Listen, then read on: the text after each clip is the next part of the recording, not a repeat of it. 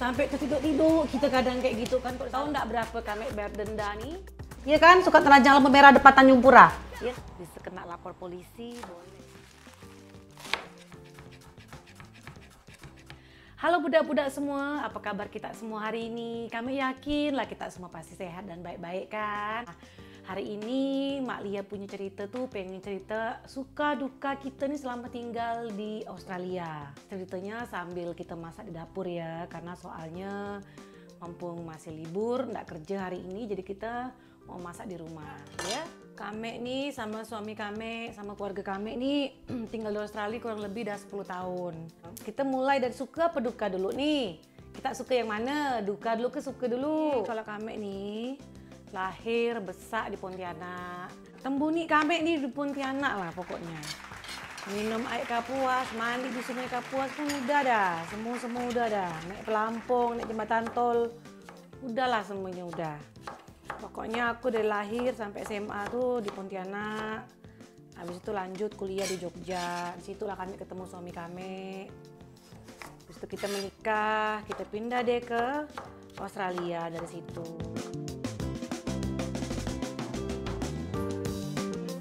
Nah, duka yang pertama nih, kita tinggal di luar negeri, alias kita merantau nih. Yang pertama udah pastilah, kita pasti rindu sama keluarga kita. Maksud aku, rindu sama bapak mama, adik-adik. Rindu sama kampung halaman, itu udah pasti dah. Kita minum air sungai Kapuas tuh.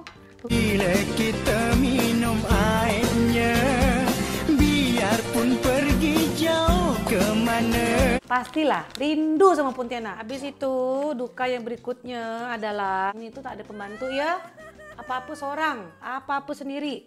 Dan yang pasti semua serba mahal. Kami bilang apa-apa mahal, emang iya. Misalnya ada pintu rusak gitu kan yang mau kita betulkan tuh. Nah, itu tuh jasa panggil orang tuh bisa melebihi harga pintunya daripada jasanya. Jasa gunting rambut itu juga mahal ya, jangan sembarangan di sini. Cekrek gitu ya tuh. Nah, itu tuh bisa $45. $45 tuh kira-kira 450.000 tanpa blow, tanpa pijit-pijit tak ada. Itu cuma gunting rambut ya. Tapi ya mereka profesional sih. Di Indonesia tuh 450.000 dapat apa? Ada lemah dari ujung rambut sampai ujung kaki semua dipijit kan. Sampai tertidur-tidur kita kadang kayak gitu kan kalau di salon tuh. Nah, terus peraturan tuh sangat-sangat ketat. Apalagi kalau namanya kita lagi nyetir. Nah, kamera di mana-mana, kau melebihi batas kecepatan, abis kau kena tilang. Pernah lah waktu itu ya, aku nih ya, nggak sengaja bukan nggak sengaja sih, emang sengaja sebenarnya. Ngelepas seat belt, cuma nak ngambilkan anak tuh air minum.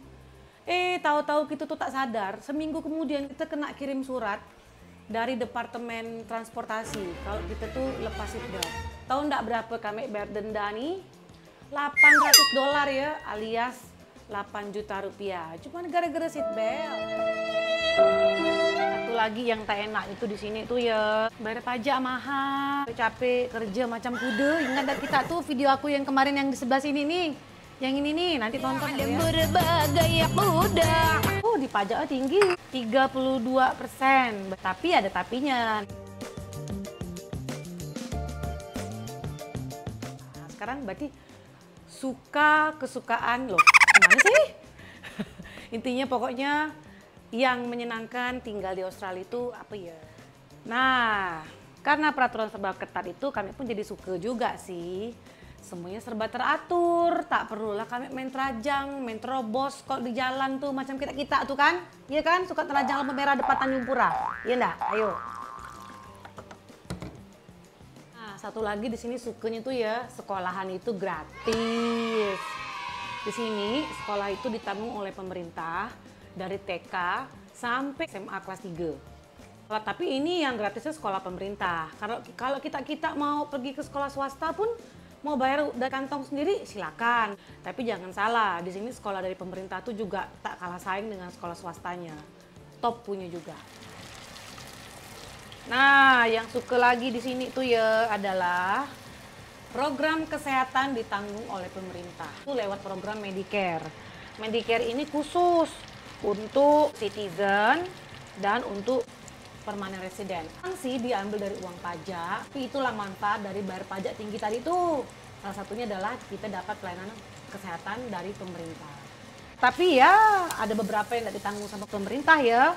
Contohnya misalnya kayak kesehatan gigi, kesehatan mata. Mau nggak mau kita harus beli asuransi khusus buat gigi. Karena di sini biaya gigi itu sangat-sangat mahal. Ada program Centerlink di sini.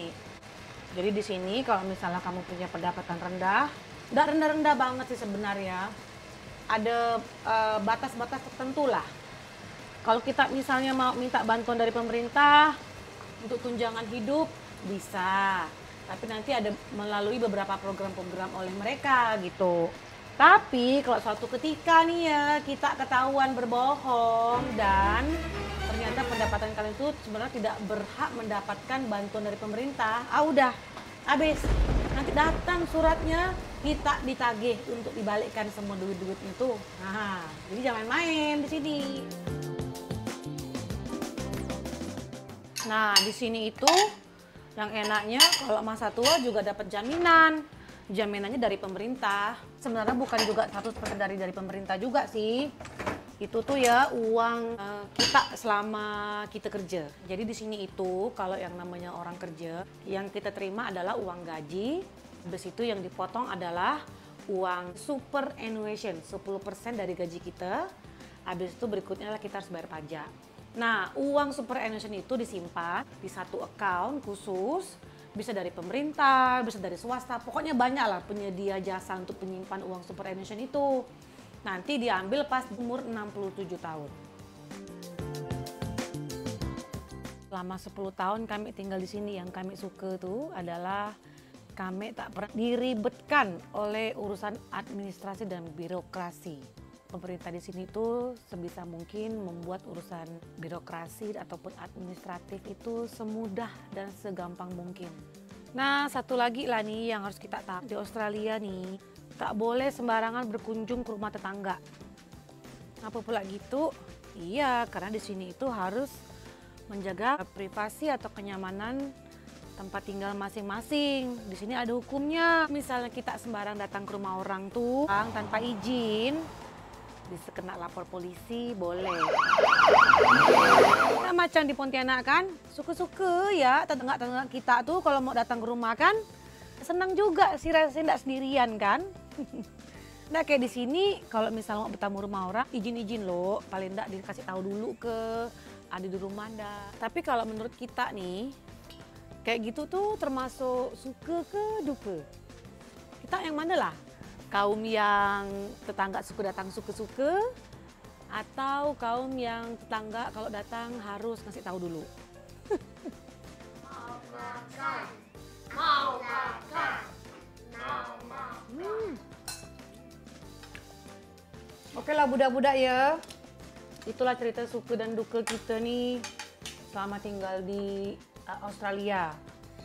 Nah, kalau misalnya kita punya pertanyaan, silakan tanya di kolom komentar. Kalau bisa aku jawab. Tapi jangan tanya aneh-aneh ya, aku kasih tahu dulu nih. Makasih ya, pokoknya like and subscribe channel kami. Nantikan terus video-video berikutnya ya. Bye.